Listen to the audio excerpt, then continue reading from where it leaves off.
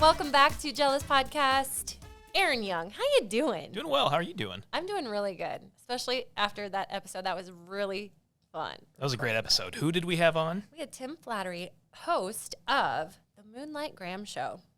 Excellent sports podcast. It celebrates the underdog and those stories that don't necessarily get told. It was a great conversation. We covered a lot of ground, too. We covered a lot of ground. We zigged, we zagged, we were here, we were there, and we wrapped it up very wholesomely, I would say. It's very, very wholesome conversation. A lot of like an Iowa-centric conversation, which I always love. Yeah, and I didn't know that his podcast it's going on year 5, or he's been doing this for 5 years. So it's crazy just to kind of watch and follow the growth of his podcast. Yeah, I agree. You can tell it's a passion of his. It's not just something that he started doing and wasn't going to put all of himself into. I think even before we started recording, he's like, when I first started, I wasn't married. I lived in this house by myself.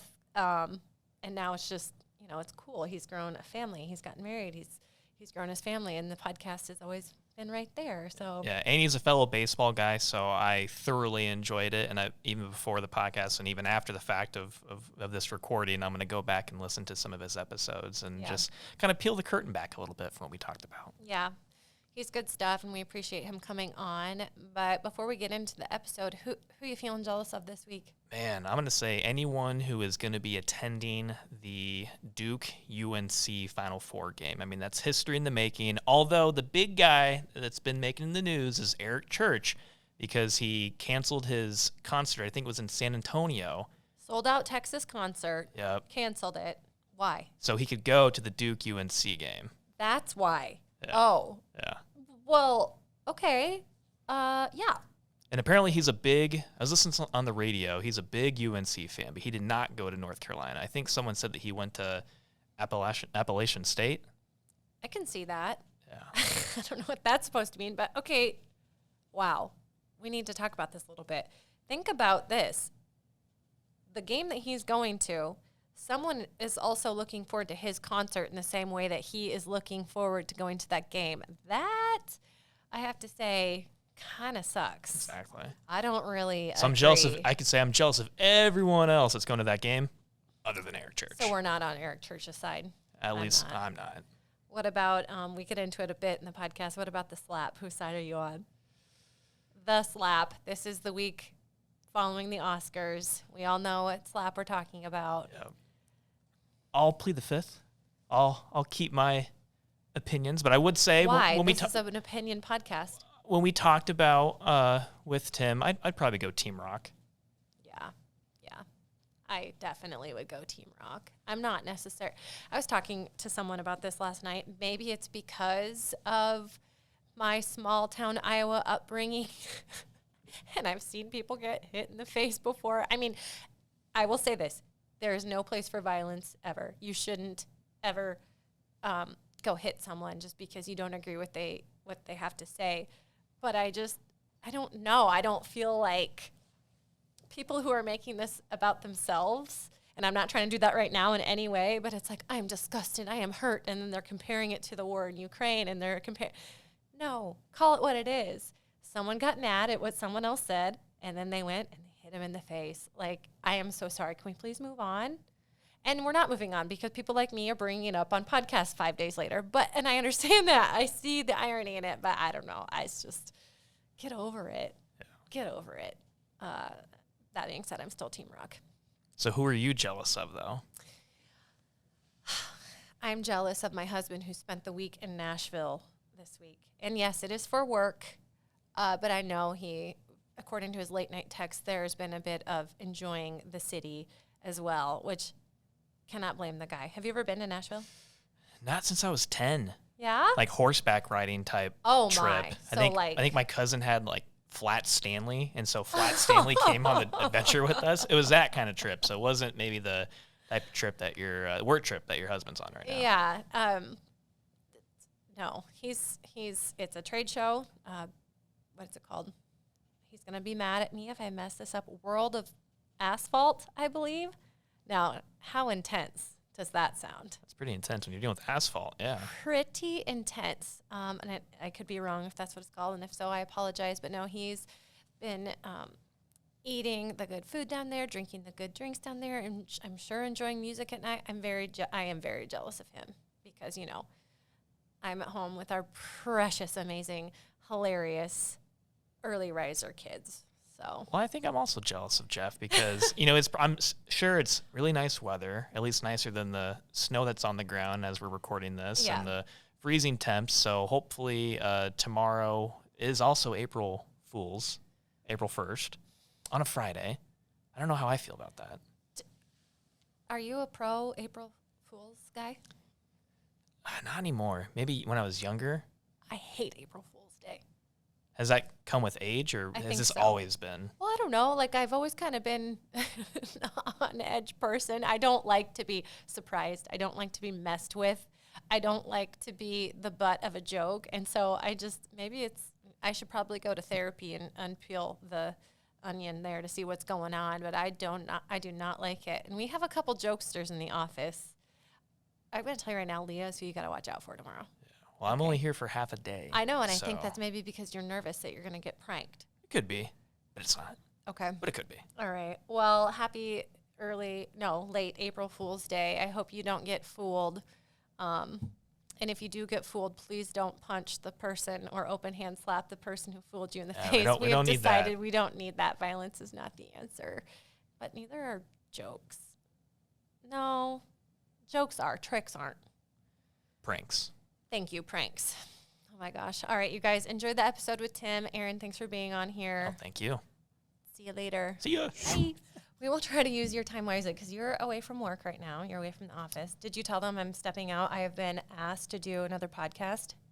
I put a fake meeting on my calendar. Did you? I did. I put a fake meeting on my calendar because people can see my calendar. And I don't think I would have had any issue, but I was also like, I don't know, podcast in the middle of the day. So I put it as Bingham Construction. Hey. Was my fake meeting. That's not necessarily, a lie. It's close. I mean, it's a technicality. We've got hard hats. We do have hard hats and stickers to put on the hard hat. So you're actually set up. You're ready to go. You're good. Yeah. So don't fire me. If anybody out there is listening, don't fire me. Don't fire him. And if you fire him, you're going to expect a visit from me. And I'm with child, as we announced last week. So oh, congrats. I missed that. You did? I did. Well, I did. Congratulations. Thank you very much. Yeah. We're excited. July. So it is sneaking up on us. It's sneaking up on us. And this will be number 3? This will be number 3. Oh, congratulations. That's great. And it's probably another boy. You don't know yet? No, but so we have other folks in the office expecting. I don't know if we want to talk about that. We should probably cut that out, right? There might be their news to share. Yeah. I have friends that are expecting, and so they went and they found out the gender, and there's a girl here, a girl there, a girl there. I'm like, well, let me look at that. And is there any other way to find out the gender rather than like zooming in, to where you would see the gender normally? And there's this thing called the skull theory. Have you heard of it? Yeah, but it's like an old wives' tale. It's not very accurate. No, it's like 70 to 90% accurate. Have you heard of it? Well, you showed me. I did show you.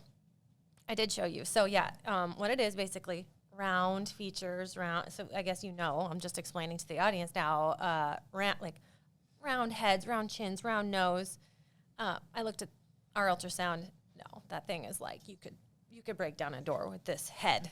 So by the theory, it's a girl. No, by the theory, it's a boy. Oh. It's a blocky. Oh, poor guy. I know. So at this point, if it is a girl, and if you ever listen to this, future daughter or child of mine, I'm so sorry for judging your skeletal features. What's funny about that is we have twins on the way. You do? Oh, we have, yeah. Congratulations. Thank you. Because you have a little boy at home. We've got a little boy at home who's 15 months old as we're recording. Oh, my goodness. And then we've got twins on the way that are due here in a couple of months. Oh, my gosh. Congrats. Thank you. Yeah, we're all sharing news here. This is a newsy pod. Okay, I love it. But that theory, we went in for the ultrasound at 12 weeks, which is too early to see the genitals at that point because they're not really developing that much yet. So we go in at 12 weeks, and there's 2 babies in there. And the ultrasound tech goes to the first one and says, definitely a boy. You can tell right away that is a boy. We're like, okay, we trust you. Because of the for You don't this know. theory, the Okay. theory that you're just describing in here, Yes. the round heads and blockheads or whatever. And then it goes to the next kid. I said, whoa, that's a girl. No way. Almost positive that that's a girl.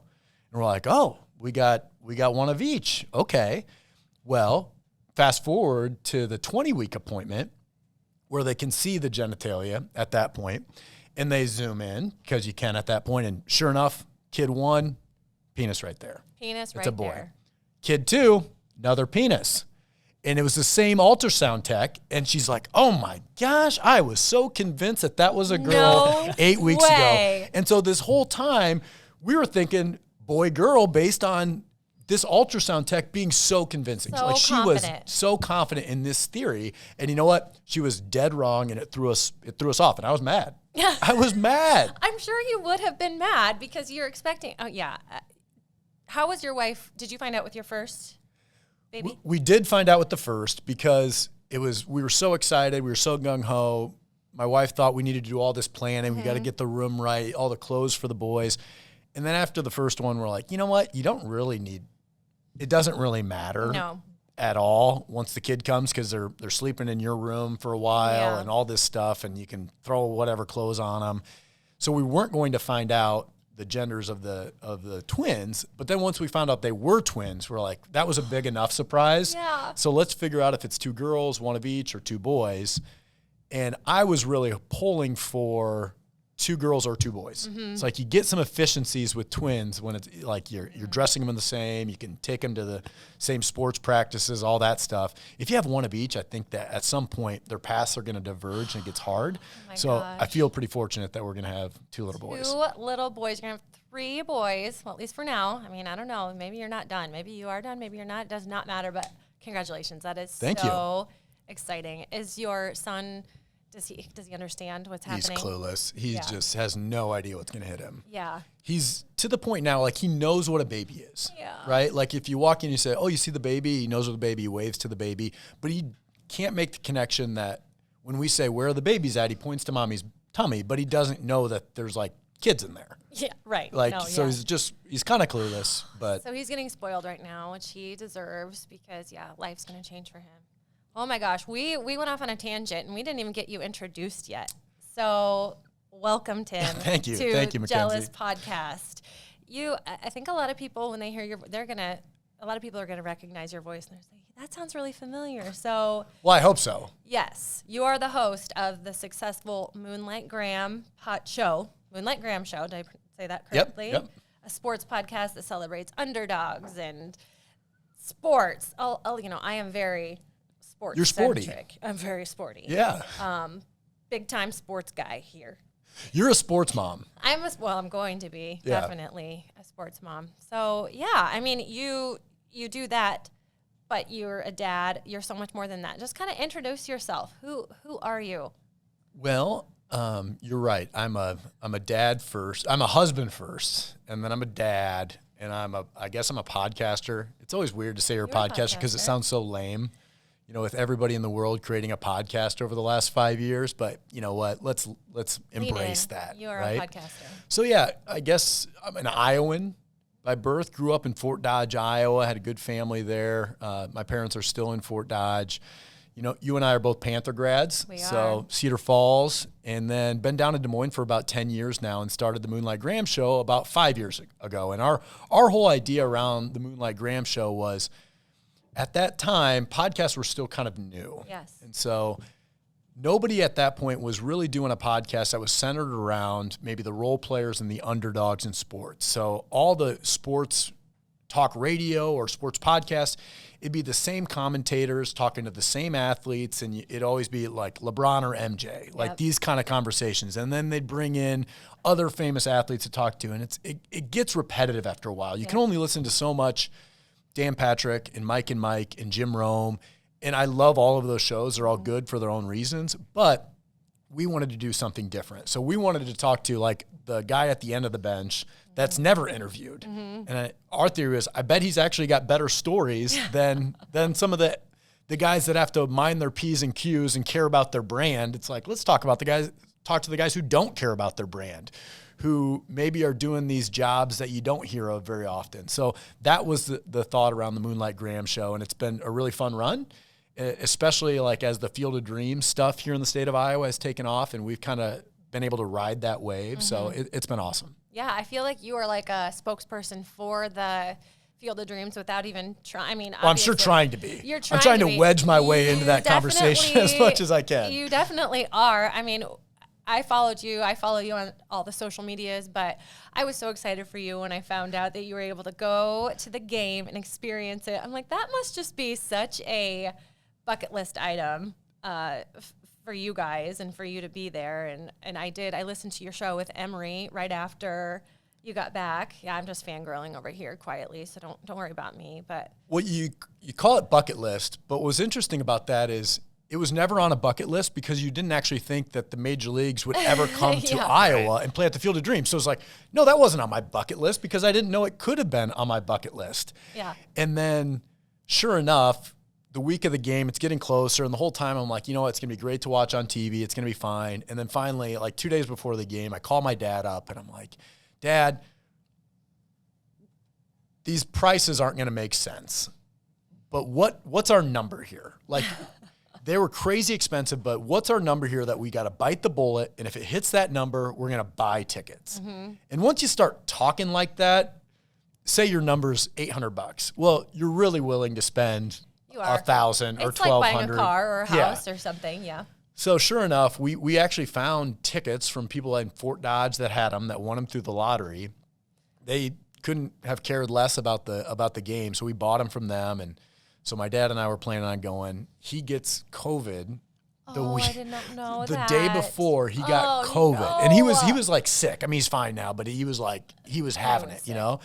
So it ended up being my younger brother and I went over for the game, and it was one of the best experiences of my life. It was so cool. Oh my goodness, that is so amazing. Did you know anyone that won tickets in the lottery? That was before you were here. A couple people, yeah. A couple old teammates that I played like travel ball with, and then even some people in my former employer. They had some teachers and some staff members that have won tickets through the lottery. But yeah, I know watching it on TV was like a fairy tale. So I can only imagine what it was like in the moment actually there.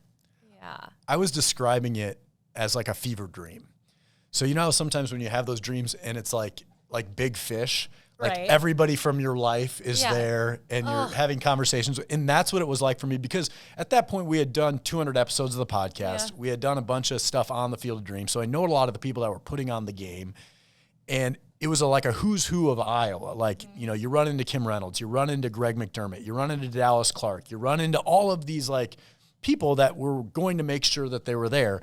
And everywhere you turned, you're running into these people like Keith Murphy and, well, Pat Hoberg, you know, who you went to high school with, Urbandale guy. He was behind the plate for the game. He was the umpire, and I ran into Pat just randomly on the Field of Dreams before that, or on the actual old movie site field.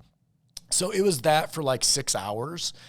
And at one point, Keith Murphy ran into my brother and I, and we're sweating, drenched head to toe. It was hot anyway. And he asked us to be on TV. He's like, he couldn't believe like how big we were smiling. And he's like, you guys got to get on camera. So he just put a camera in front of my brother Neil and I, and basically was like, what's the day like been for you guys? Because it sure looks like fun. And we just ranted for 30 seconds on it and basically just high-fived and then ran off, got another beer, and went to the crowd. It was the coolest thing ever. That is so cool. We had Mark from our office. He was able to go with his sister, and so that was even cooler. Like, they got to experience that together. They're big Cubs fans, unfortunately. Aaron, who do you happen to root for? I'm a big Cubs fan as well. That's too bad. Yeah, I mean, we all have things that we're proud of, and we all have those things that we're maybe not necessarily as proud of, but that's okay. So I did invite Aaron to sit in on this podcast as well, because he is a college athlete. Resident sports guy. Brag. He's a resident sports guy. You're talking about the underdogs. Do you ever talk to anyone that's ever been described as undersized, perhaps? Yes, a lot of times. So I'm assuming it might have been in your recruiting profile as well, as if you're under a certain height or under a certain weight, undersized. Exactly. Yeah, we're two white guys from Iowa that have been living our entire lives under 6 foot. You know? And so it's the cross we bear. Oh my goodness. So you grew up in Fort Dodge, right? Yeah. So All-American City. All-American City. I drove right through there for many years when I would go visit my boyfriend at the time, husband now. He lived up in Storm Lake. And you are familiar with some of his family, his cousins. Justin Meyer, he's been on the podcast before. We're talking about Wait a minute, Justin's been on this pod? No, your pod. Oh, yeah, Justin's been on my pod. Yeah, your pod. It's like everything's coming together. I feel like these two podcasts, Jealous and Moonlight Graham Show, they're like two ships passing in the night, and they just needed to come together. Yeah, there's a Venn diagram. There is. Of common interests and stories that want to be told, that need to be told. That need to be told. And yeah, I do. I find myself jealous of the way you've been able to pull your podcast together and keep it going. I did not know it was 5 years, so I'm very impressed. Kudos. That is Thank you. A long time. And you've had some really incredible guests, and you have just evolved a ton. And so, well, thank you. Job. Yeah, definitely. Isn't it cool? The part of the fun of doing a podcast in the state of Iowa is that most every Iowan is one connection away from you. Yes. And so a lot of times when folks will say, well, how did you get Kurt Warner or Dan Gable on your podcast? It's like, well, I bet you know someone who knows Kurt Warner or Dan Gable. Right. And so the longer you do it, you're building your network out, and you're keeping your Excel spreadsheet. Like you just wrote a couple of names down here at the start of this. And if you're constantly being mindful of that and building that out, over time, you can get access and favorable access to people that you want to talk to. And you know what? Most people are just really happy to jump on and give 30 to 40 minutes of their time.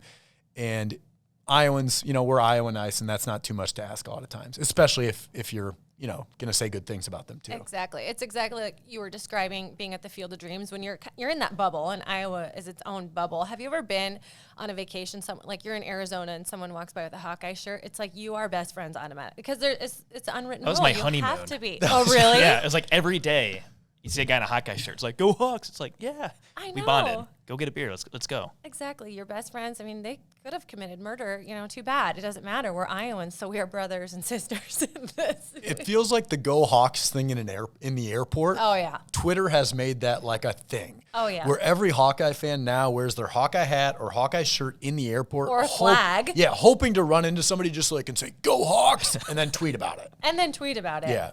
Yeah. Just ran into another Hawk fan in Scottsdale.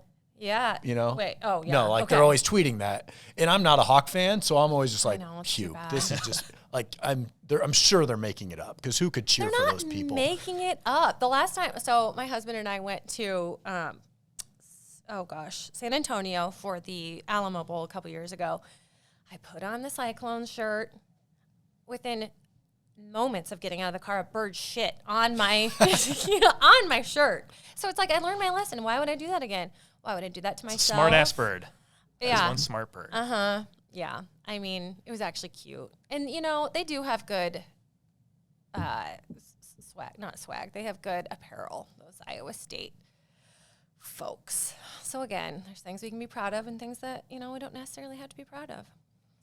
I live in a house divided, so I can say all that. Well, I do too. My wife's a Hawkeye grad. I grew up a Cyclone fan, but I went to UNI. But I don't understand the people that take the stance of, well, I cheer for Iowa when they're not playing Iowa State or vice versa. I think part of the fun of sports is having a rival, having an enemy. Like, that's part of the fun. Like, you're ragging on the Cubs beforehand. I think that's great. Sports are no fun if everybody's just like, oh, I just want everybody to have a good time and be. No, I want the teams that I hate to lose, and I want them to lose all the time. You do. Okay, you do. That's a great point, because with everything being tied to sports gambling now, I feel like you cannot hate. I mean, you're gonna put money on your enemy, so you might want them to win a little bit, or no? Are you the type that you're gonna put money on your? I'm like a teetotaler with this stuff. Okay. Yeah, like I don't bet on teams that I like because I don't want to jinx them. Right. And I don't bet for teams that I don't like. I just will not do it. You won't. No. Good for you. And I'm also, I like the ethics around this. I think it's kind of nuts that sports gambling has just not just creeped into all of our lives, but has been like a tidal wave into listen to every sports podcast. I mean, heck, even on the radio now, Yeah. it is all like brought to you by Bet Rivers, brought to you by Prairie Meadows, brought to you by, Caesars, all this stuff.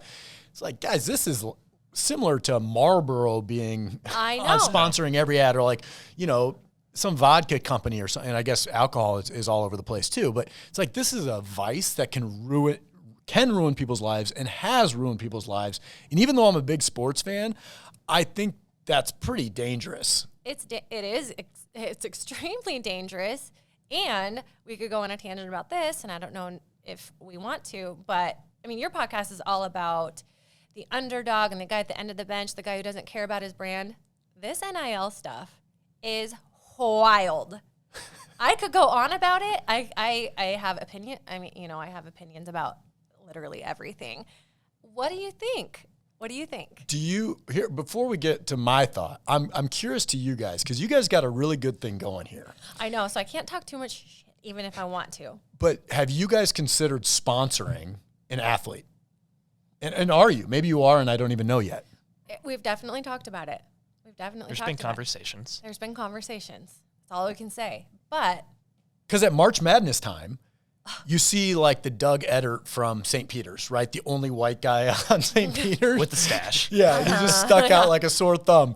And he was getting NIL deals. And we, as a podcast, were like, we need to be sponsoring the last guy on the bench for Iowa or Iowa State or UNI or something like. I think that would just be super fun and also really cheap.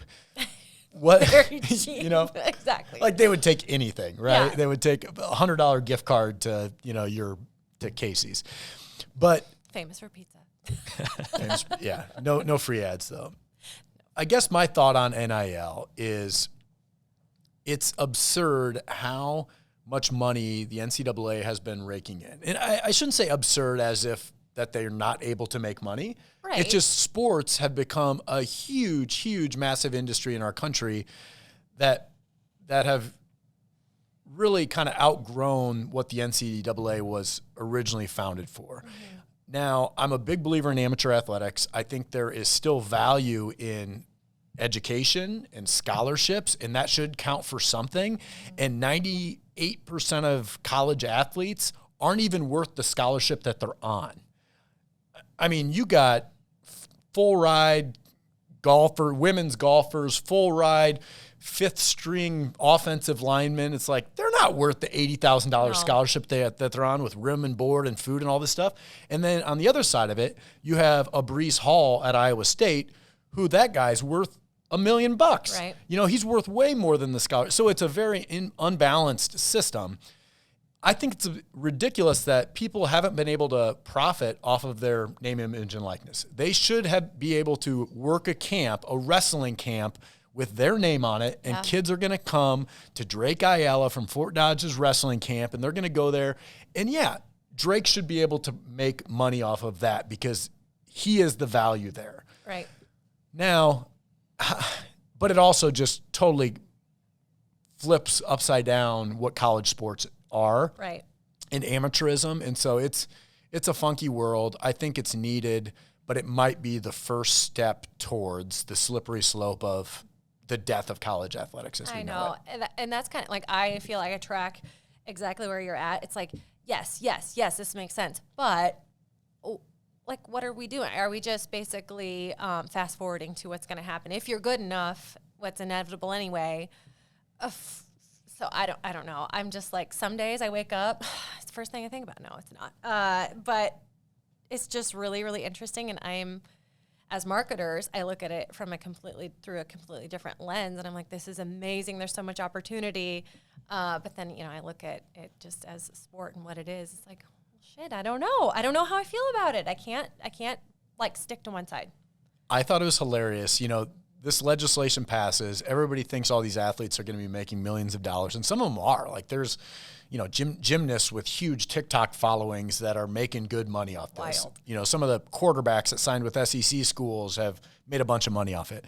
But those locally, nobody, like you haven't seen a Brock Purdy on a local TV ad, right? You've seen people doing like local pizza joints, car washes, selling fireworks.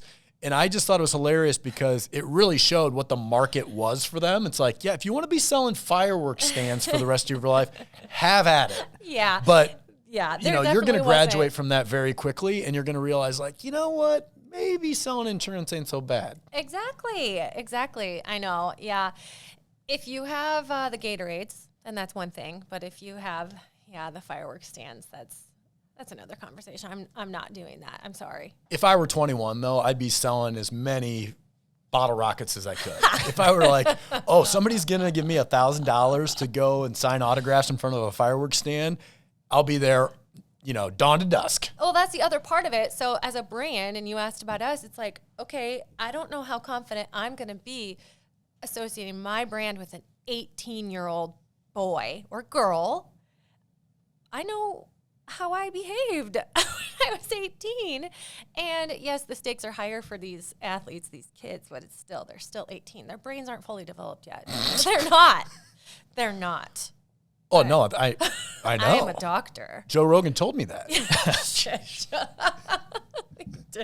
told me a lot of things. Should we go on that tangent next? Oh my goodness. That is, we could keep going, but I'm going to start sweating, and I don't want to do that to you guys. So going back to Moonlight Graham Show, and you went through all the Iowans and all the people that you've talked to. Can you put a favorite? Can you put a top 5 guest list? So one of my favorite things, or one of the reasons why I wanted to do the podcast, was I wanted to capture some stories that were just important to me. Mm-hmm. And probably why you guys are doing this as well. It's like, you know what? I don't care if anybody listens to this. I just want to talk to this person and record it. Mm-hmm. Or I want to sit down with my grandpa for 60 minutes while I still can and listen to all of his stories. Yeah. So maybe my favorite list is going to be different than maybe some of our listeners' favorite lists, because I did like an hour episode with my grandpa, who's still with us, but he got to share all of his great sports stories. Yeah. And growing up in small town Iowa, I've done that with my dad. I've done some fun episodes with my siblings and with, some family. So that was really fun. But from a sports fan's perspective, I think my favorite one ever doing was Dan Gable, who I mentioned earlier, just because he is like a deity in the state. He's an icon. And I was so nervous trying to figure out, like, how do I do an interview with Dan Gable where he doesn't think I'm just a schlub? No, but he's not that type of person. He's not going to think that. No, he was great, and he was fantastic. Amazing. So I think that one was one of my favorites. Dallas Clark was really fun. Kurt Warner was really fun as well. Aaron, you mentioned it earlier, but Pat Hoberg. So Pat Hoberg's a friend of mine. He's an Urbandale guy like yourself, and just kind of sitting down with him before every baseball season and getting his perspective on the baseball season is really fun, because he does have kind of some of that, behind the curtains, behind the scenes access that not many people do, which makes for good podcasting too. Well, it's been interesting to even see Pat's career blossom as an umpire, because when I was playing solo league baseball, Pat would be behind the plate calling the games, and as a pitcher, he was a great umpire for a pitcher. For a hitter, I thought you were gonna. Yeah, I mean, you had a battle, but then as he went on to Grandview and then going through the minors and now in the majors, like, it's just been awesome to see his career, and great family. I mean, his brother was on that 2006 Senior League World Series team that went to Bangor, Maine, and won the Senior League World Series championship. And then I think Mike was I would have graduated at that point, but then in 2007, that's when Urbandale won the state title in 4A. But yeah, Pat, it's been fun to see his career. Yeah, people don't think a lot of times about the umpire. Hardly ever do people talk about the umpire. And then thinking about an umpire just being better than everybody else, think of like a prodigious umpire. He's like the LeBron James of umpires right now, and you never think about it, but it's cool that's what Pat does, and that's his job. That's his career. For 6 months out of the year, he just umpires baseball games, and the other 6 months out of the year, he plays golf and plays in the Urbandale Rec Basketball League, and he hangs out and does podcasts. Yeah, kind of cool. You definitely don't think about that. We bought Jeff, my husband, bought the kids Casey at Bat. Have you read the book / the song about the umpire? No? Oh, yeah. Aaron, it's come classic. On. No. As a baseball player, I feel like you should have maybe read that. There was no joy in Mudville, for the mighty Casey had struck out. That's right. That's right. You need to read it. I'm not going to spoil the ending. Do you have a copy? Well, that was the ending. Oh, no, it wasn't. Well, no, there's a twist. Yeah, there's a twist at the end. Ultimate twist. Yeah. Huge twist. We love a twist around here. Don't tell Aaron. We're not going to. I don't have a copy. I'll get you one. Okay. I'll get you one. Oh my gosh. So something I'm going to put you on the spot about is the vignettes, the little teasers that you used to record before each episode. I was a huge fan of those. And they just kind of disappeared. And I'm here to start the campaign to bring those back. Why did you do those in the first place? And when are you bringing them back? So thank you for being a fan of them. Why I did them in the first place was when you're starting a podcast, the biggest thing you got to think about is how do you get people to listen or know that you even exist? And so you got to do the Twitter thing. And it's like, well, Twitter's one thing, but we need to figure out a way to get the Instagram crowd as well. So these were kind of like Instagram videos. They'd probably work better on TikTok now, but I'm a teetotaler with TikTok as well. So I'm not going to TikTok. My life has been ruined enough by Twitter. I can't ruin it even more by TikTok. I love following you on Twitter, and I love Twitter. And so well, you're good at it. You're good at it. No, not necessarily. But the idea was like every week, let's do a short little video. Let's try to make it funny. Let's make them self-deprecating a little bit, not take ourselves too seriously. So then we try to tie that into each episode every week. And we did, a couple hundred of them. They're so good. And well, thank you. And then there was just this point that we all went through in the world where it just felt like, you know what? These funny little videos don't seem important because of the way the social media landscape changed. Yeah. During the pandemic for a number of different reasons, for racial inequality and all of these protests that were going on. It's like, I don't know if people want to see my clever little videos right now. Yeah.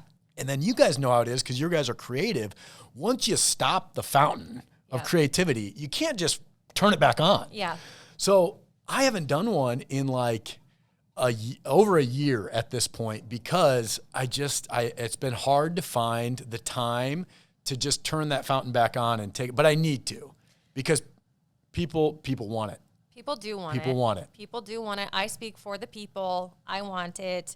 They're good. They seriously get me excited for what's to come. You could be an actor, not to just like, I don't know if you're going to walk out of here. Your head might be I know. You guys are pumping me up way too much. But they're just so good. And honestly, we go through the same thing here.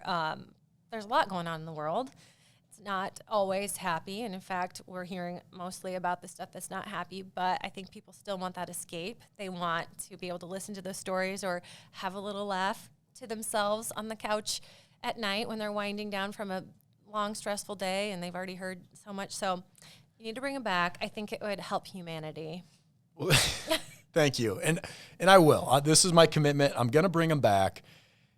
I think part of it with making yourself available to people, and you do that through podcasting or social media to an extent, sometimes when you just have any inkling of, what's the right word, of self-awareness or of like embarrassment, it's like when Adam and Eve realized they were naked and they wanted to put clothes on. It's like, uh-oh, you ruined it a little bit. And same kind of thing. When there's any moment where you're like, you know what, I'm stupid. I don't need to be doing this anymore because everything I do is stupid. And if you ever say that to yourself, then it's really hard to come back for it. It is. I probably call myself stupid multiple times a week. I know, but it's like, this is dumb. But if one person tells me I really enjoyed that or that made me laugh or that made me, then it's kind of worth it to me because I'm like, okay, for a moment I brought that person joy and I think we all, when it comes down to it, want to bring other people joy and make other people happy and make other people forget about the bullshit. You're right. There was one that I did a lot of times because I'm not filming these. Yeah. So my wife would be filming them, right? So my wife's filming them. And I remember one that I did. I had a guy from Iowa, and he was from Quasqueton, Iowa. Okay. Tiny little town. And he was on the show alone. which like had a huge run during the pandemic where everybody was streaming. Yes. And so he's on this show alone, and he made it really far, and he could have been on that show forever. Like he built an instrument, he built a hut for himself. He had a live well inside of his house. And that show is where they get, they left out in Easter Island and they got to fend for themselves and whoever makes it the longest wins the money. Nuts. So this guy got him on the show. And my promo for that week was I'm going to go out into the woods by Raccoon River, and I'm going to like make my minute-long video as if I'm on that show. Uh-huh. And my wife, who was pregnant at the time, is filming it for me. And there was like, you have to do 100 of these clips because I'm laughing. But like I'm eating sticks, I'm covered in That's leaves. dedication. I'm doing all this stuff that is so silly and trivial.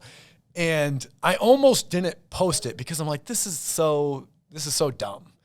And then it became like it actually, like, I shouldn't say it went viral because it didn't go viral, but somebody posted it on Reddit, on like the alone thread on Reddit, and it had its own life there. And I was like, holy cow. When it's on Reddit, I'm sorry. I don't understand Reddit all that much. I don't either.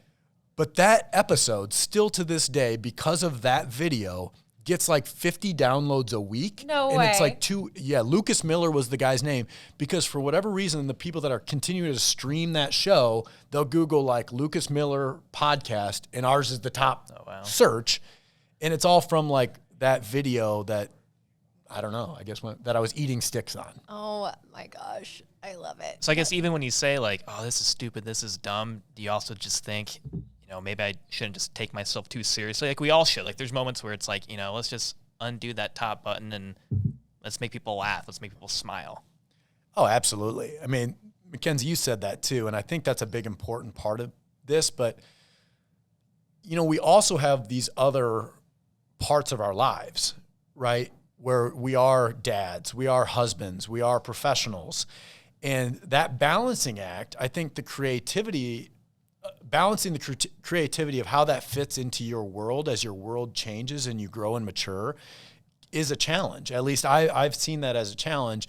And sometimes like working in the corporate world, it sometimes feels like the creativity is being sucked out of you a little bit because you're turning into this corporate robot, or you're turning into this boring dad, or you have no energy when you get home because you're just tired from the labors of selling insurance and raising a family. You become this thing that you didn't think you ever would become. And when you're zapped of all of that energy and you have more self-awareness around it, it's hard to force creativity. But it doesn't mean that creativity should have any less of a space in your life. It just means that you need to force it. You need to plan for it. You need to find ways to get it in. And so I'm glad that you're doing that for me right now. Very good. I know. I feel like when I'm zapped and completely just like, I feel like I'm worthless, and I'm not to drive home the name of the podcast too much, but that's when I start to get like resentful, and I do start to get jealous, and I see what other people are doing, and I'm like, what? Like I should be doing that stuff. Well, I can. I have to make time for it, and we all need to make time for it because we matter too, and like that part of our bucket needs to be filled up a little bit. Yeah. So, yeah. How do you found a really good home on Twitter as like young Iowa mom that like nails the small town Iowa thing, and like, our moms and grandmas, you're able to nail that thing to a T. And every time you tweet something that like relates to either families in Iowa or small town in Iowa, it's like, oh, she gets me, or I get her. But you got to be consistent with that. And do you have like a laundry list of things in your draft that's like, I want to come back to this idea? Because it seems like you're really consistent with your Twitter in that way. Kind of. Like you should see my notes folder on my phone. It's a mess, but that has everything in it. But I don't know. I just think that stuff, I take inspiration, not to take that seriously at all, because my Twitter is seriously just like my online diary. But I'll see something and I will kind of like relate it back to either like, what would my mom say about this? What would my dad say? First, my dad thinks I'm so funny. And so like that helps. It does help. And I'm like, Dad, you should not be egging like my puns, everything. He thinks it's funny. And so I kind of run it through would Barry think this is funny? And if he does, and I'm like, shit, post it. Like, it's not going to hurt anybody. I would never do anything to hurt anybody unless it's a Cubs fan or an Iowa State fan, obviously. Then I'm just Just kidding. But yeah, it's kind of always on, and I don't know if that's a good thing or if that's a bad thing. Part of it too is you have kids. Oh. And kids are just this endless supply of comedy and torture and destruction. Yeah. Truly. They sometimes they wake up and they choose chaos. I know that's kind of like the hot buzzword right now, but this morning it was 5:15. Cash woke up. He's like, "I'm watching a show." I'm like, "You're not watching a show. It's nighttime." You have to take him to the window, show him outside that the sun is not up. It's night. He does not care. And yeah. And then the weather, today Aaron told me this morning, he's like, "You've had 5 tweets since I woke up this morning about just the weather." I'm like, yeah, man, it inspired me. I don't know what else to say. I'm taking this personally. There's snow on the ground for those of you listening. So, yeah. Aaron, how's your Twitter game? I used to be the same way. So I used Verified. Well, wait, you're verified? I used to be on Twitter, and then I changed my handle. So it was when I used to work for the Register, and then I switched jobs, and then there was a lot of stuff like old tweets that when something like that happens in the news, you're like, oh, I'm gonna check mine. I don't think I had anything bad, but I just went through and deleted everything for the most part. I know. I can't believe we hired him. Yeah. But you were able to keep the blue check. So I was verified on Twitter, but then when I changed my handle, it got rid of it. But I'm still verified on Facebook, and I've been trying for like 4 years to get rid of it, other than like having to create a new profile. I kind of feel like this is a sting operation. You guys should have told me we had a blue check mark on the pod. I'm trying hard to get it removed, though. Trying very hard. Is it even blue on Facebook? Yeah. Is it? Yeah. I mean, I'm proud of you. I think I just have to delete my profile and then create a new Facebook, but I don't want to do that. Moonlight Graham Show needs a check mark. I don't think we can. Have you applied? You have to apply. I'm hiding behind Moonlight Graham Show on Twitter. I know. So I'm not like a real person. I'm a podcast. Like I can tweet like we in the formal sense because like this is the podcast talking. But it's not really Tim talking. Multiple of you, right? There are. Producing it and doing all that. So yeah, I mean, it's not. If you ever say anything that's wrong, I would just definitely blame it on someone else. Well, that's what I do. Yeah. It's like, actually, that was my brother Neil that got it. And, if you... Hacked. Mm-hmm. Yeah. Yeah, there's some... Twitter's... I feel like we could go hours on Twitter because it's a whole different world. It's like the metaverse. It is, but I think that's what Reddit is, too. And if I've done the Twitter thing, I can't do the Reddit thing too. I feel like I'd be too powerful at that point. I already own Twitter. What, you expect me to own Reddit too? What do you want me to do? How am I supposed to sleep? No, I'm kidding. I think Twitter can be great, but Twitter can also be a cesspool. But that's anything. So you just have to be careful with it. It's a dangerous weapon. If you're not, licensed and certified, you got to be careful. I mean, none of us have had a blue check mark, Aaron. It's not that special. What was it like having that responsibility? Wasn't that special. I mean, when I was reporting, it just helped the credibility. True. Even though I wrote about some things that were trending that, brought in a lot of readers, but it was like, really? This is what I'm writing about? So that was my moment of, I take myself too seriously. It's okay. I do give you a hard time because you take things pretty seriously around here. How many times have I told you to, lighten up? Oh, at least 5 times today. Yeah. It's not even noon. We just got to keep it light, Keep it cool. All right. Well, when you're not recording your own podcast, where are you going for inspiration? What's out there that's making you jealous right now that you wish that you could be, I don't know, doing? Or what's coming up? So the jealous thing. Yeah. I listened to the pod, right? So I was prepared for this question, and I thought hard about this, and I got three answers. One, jealous of Chris Rock for being able to take a punch. I think we need to, say like, should address that. As a man getting punched, I was like, dang, he took that well. Kept the hands behind the back, kept on moving, delivered the award. Like, dang, that's way to go, Chris Rock. He did, and gosh, dang it, we could just go on about this. He's a comedian. I'm sorry, he was doing his job. He should not have gotten smacked in the face, in my opinion. Well, yeah, I mean, right? Yeah, I think that's the majority of people's opinions, right? I talked to someone last night. They're like, well, he shouldn't have said that about Will Smith's wife. I'm like, I think that he thought it was a haircut. Personally, I don't think he knew it was a medical condition. Right. And I guess we don't need to talk all night about the rest of the world's talking about this. But my other jealous ones, I guess this makes me jealous of you a little bit, is right now my wife's got the twins. And I'm not jealous of her for having to go through a pregnancy and delivery, because that's hard. Maybe the hardest thing I've ever seen somebody ever go through. And I'm just amazed by women that they're able to do this. They're so strong. It's incredible. But I am jealous of the relationship that a mother has with their baby while they're in the tummy. I'm right there with you. So my wife is we're expecting our first kid in August. So we are triplets in that sense that we're all. What else you hiding from us? Don't act surprised. I know, I'm not surprised, but I kind of like alluded to it, and I was like, well, shit. Like, I can't remember if Aaron said anything. Can't announce it for him. Congratulations, I knew Aaron. it would come back up, but yeah. So proud but of you. I definitely agree with you with where you're going, but yeah, please continue with what. As dads, we have no idea. We've got no idea what that is like. And it takes the dad and the kid so long to develop a real bond and relationship, like 6 months after the kid comes. And then the mom has that relationship so early. Like, Tori is 29 weeks pregnant right now with the twins. Oh my gosh. And it's wild what's going on in there right now. Oh, yeah. Like, you're seeing their limbs, Activity.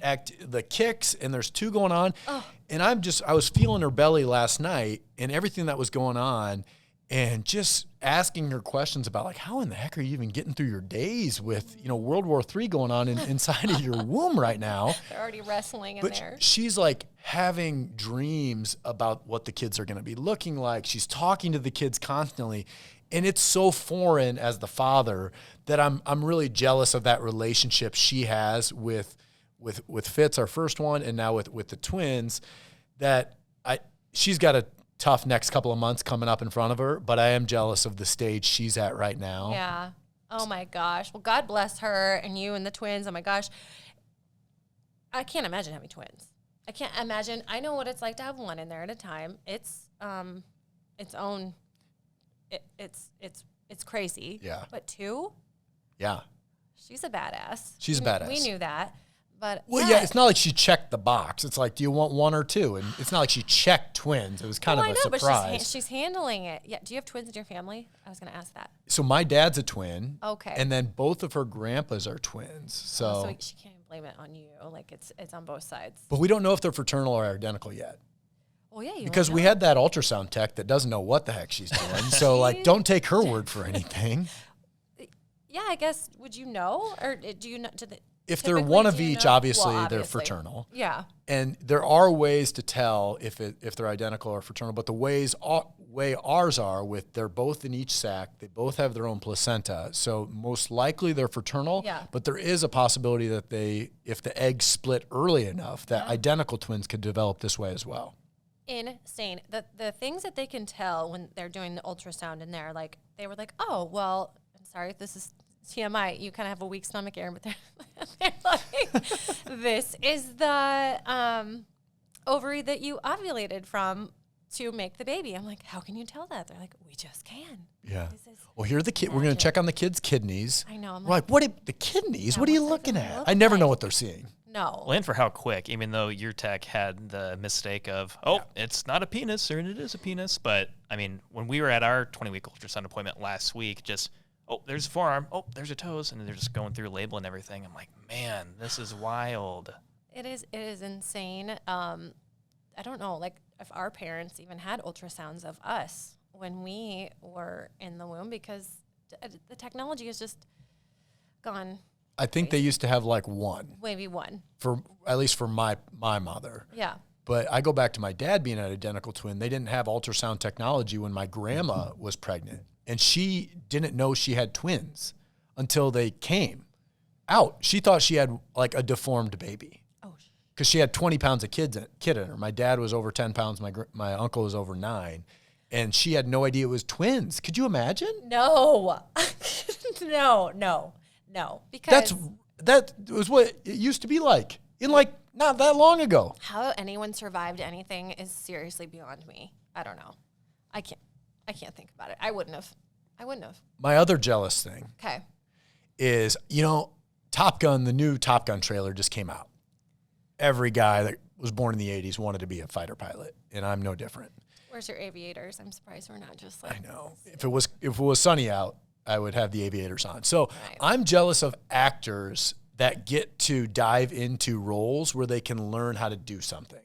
Okay. And so then they're paid a bunch of money to devote their lives to whatever their role is in an upcoming major film. And so my dream would be, okay, Tim, you're hired to be in this baseball movie coming up, and you have 6 months to like get in the best shape of your life and work with this pitching coach, you know? And it's like, oh my gosh, that sounds amazing. Yeah. Who cares about the movie? I just want to do the training part.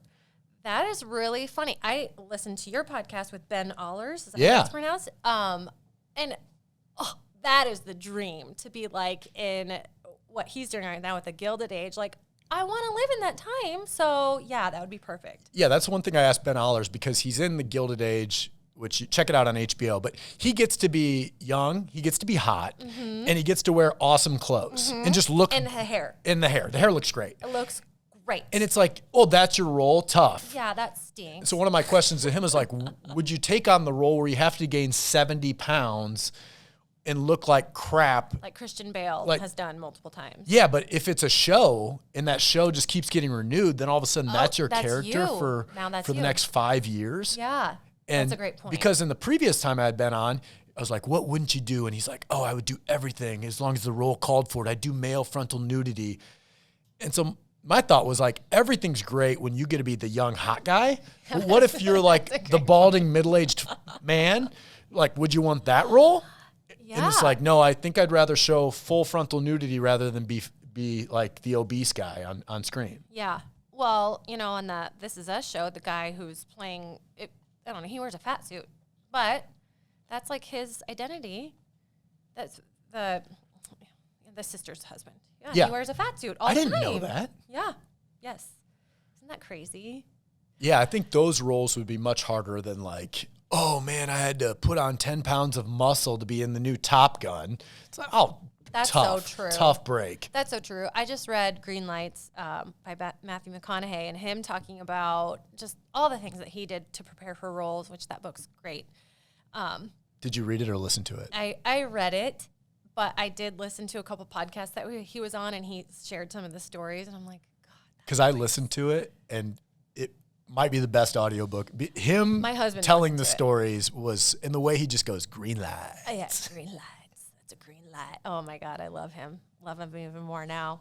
Yeah, he had to lose all that weight for Dallas Buyers Club, and that would be tough. And they didn't even know if that project was going to happen, and he kept doing it. He got down to like 137 pounds or something. So I'm also jealous of that weight. That's fine. Not a big deal. I'm feeling great and beautiful, and I'm growing a child. Everything's fine. Oh, my gosh. Well, this question came up last night, actually, and I just kind of was going to throw it in. We went to the 40 under 40 recognition ceremony last night. Our boss, Brandon Bingham, was recognized. I saw which that. Is pretty amazing. But they did a little question answer, and it was, what did you want to be when you grew up, when you were a kid? So I'm just boring. Like I'm pretty typical. And so what I wanted to be when I was a kid was a baseball player. And then when I was like in high school, what did I want to do? I wanted to be a baseball player. And then when I was in college, what did I want to be? A baseball player. And you just heard my answer 3 minutes ago. What do I want to do now? I want to get hired on a movie where I can be a baseball player. So I've always just wanted to be in sports, play sports. Baseball was always my first love. But yeah, that's just kind of always what I've been like. And not much has changed. Well, I still got the same haircut as I did when I was like 4. That's called the classic cut. Yeah, it's classic cut. Change it at this point. Well, it's very cool. You've taken that, you've channeled it into this podcast where you were able to talk to baseball players, talk to athletes. I think that is pretty damn sweet. Well, thank you. That is really, really cool. I want to know where you see the podcast going from here. And then you're going to leave us with 2 groundbreaking pieces of advice, Tim. So I hope you came prepared. So where I see the podcast going, it's funny how it's evolved through the years, because I mentioned this right at the start, but when we first started this, there weren't that many podcasts out there. Yep.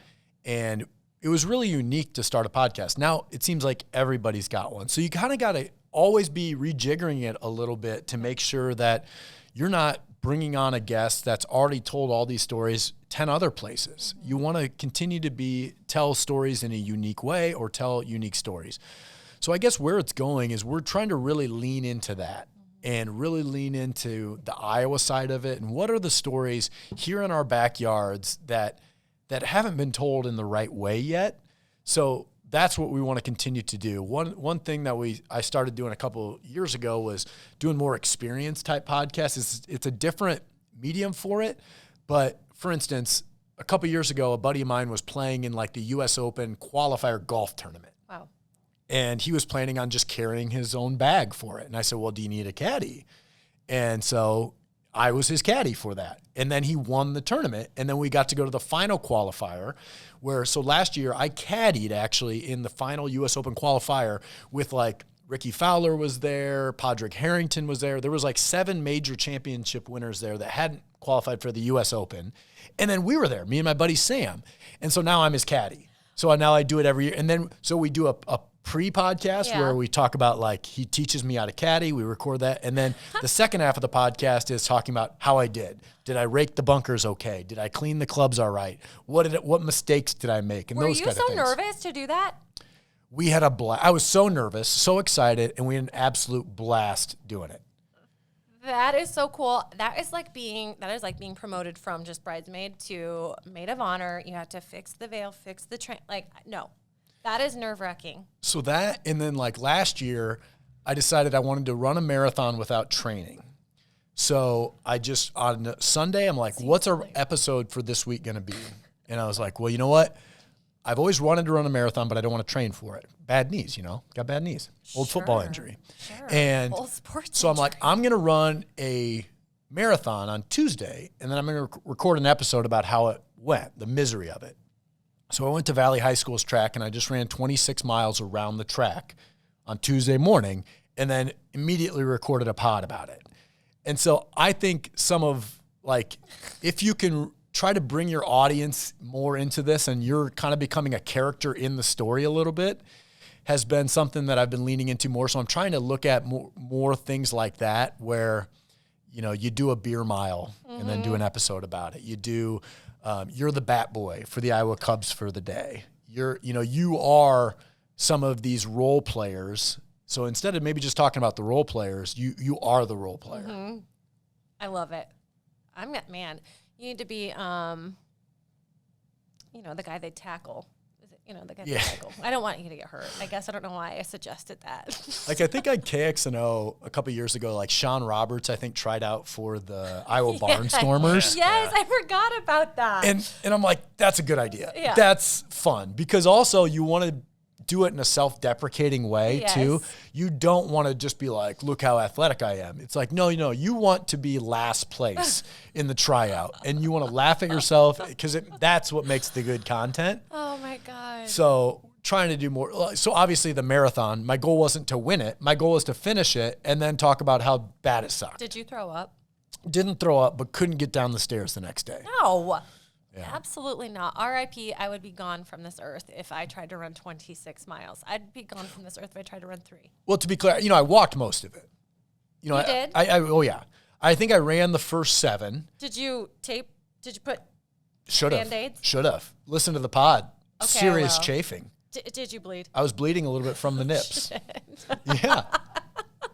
Hey, lanolin. Have you ever heard of lanolin? Yeah, well. God. The sheep's wool?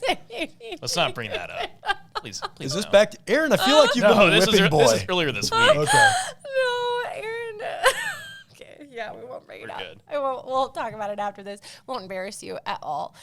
Oh my gosh. All right. Well, I love it. Thank you for coming on and thanks for sharing having your me. story. Of course, 2 pieces of advice. You're not leaving without sharing. It could be about anything. Life, podcasting, full-time job, parenting, anything.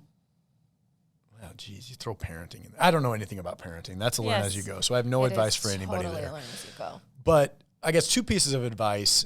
First of all, I think the biggest thing holding so many people back, especially when it comes to creativity, is just starting. Mm-hmm. You're never going to have the plan exactly how you want it before something starts. And you just got to start. And that's kind of like life in general. Yep. You're never You're never ready to get married before you get married. You're never ready to have kids before you have kids. You become ready. Yep. Same thing with like podcasting or creative projects. You just got to start. Starting is, I think, the hardest part. Yep. The second piece of advice I'd have is, and this is kind of lame. It's going to sound lame when I say it, but it's being authentic. And I don't even like how that sounds coming out of my mouth, but you can't fake it. You can't fake passion. You can't fake interests. And a lot of people say, well, you fake it till you make it. Not true. You can't do that, especially when it comes to like a career or something that you're going to do long term. So many people have started a podcast, started a blog, started a whatever, and they stop it within a year. Mm-hmm. And a lot of times it's because you're trying to be something you're not. Mm-hmm. So you got to be authentic, you got to be real, and you can't fake those things. So if you're going to do something like this, even in a career, just be authentic with it, and you're only going to be able to fake it for so long. So make sure you're leaning into stuff you actually care about, you're actually passionate about, because all of the emotion, all of the frivolous joys that you might get through social media or whatever, those go to the wayside very, very soon, very quickly after you start something. And things that you follow through on are stuff that you truly are passionate, authentic, and real about. So make sure those are the things you're leaning into, because everything else is going to fall by the wayside as you age, as you have a family, as you get married, as you get into your late 30s. Mm-hmm. All those other stuff falls to the wayside, and what's left is the stuff that you really care about. So make sure those are the things you're leaning into. Amazing. Excellent advice. I love it. Thank you so much for coming on and sharing your story, sharing a little bit more about the show and where you're headed. We will follow along, and I'm going to go listen to the Chafed Nips episode. Likewise. Yeah. Thanks, Aaron, Mackenzie. Thanks for having me on. Appreciate it. Thanks. Big fan of what you guys are doing here too. I'm a listener to the Gel Spot. So. Well, we want to have you back then. See you next week. See ya. See ya. Bye.